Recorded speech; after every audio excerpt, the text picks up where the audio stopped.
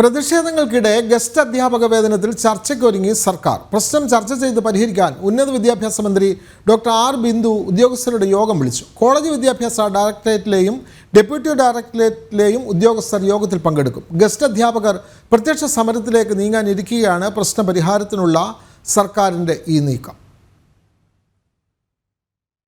സംസ്ഥാനത്തെ വിവിധ കലാലയങ്ങളിൽ അതിഥി അധ്യാപകർക്ക് വേതനം ലഭിക്കുന്നതിൽ കാലതാമസം വരുന്ന പ്രശ്നത്തിലാണ് പ്രതിഷേധങ്ങൾക്കിടെ സർക്കാർ ഇടപെടൽ നടത്തുന്നത്.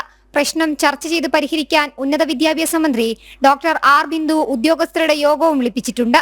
സെക്രട്ടേറിയറ്റിലെ ലയം ഹാളിൽ ഈ മാസം 26-നാണ് യോഗം. കോളേജ് വിദ്യാഭ്യാസ ഡയറക്ടറേറ്റിലെയും ഡെപ്യൂട്ടി ഡയറക്ടറേറ്റിലെയും ഉദ്യോഗസ്ഥർ യോഗത്തിൽ പങ്കെടുക്കും.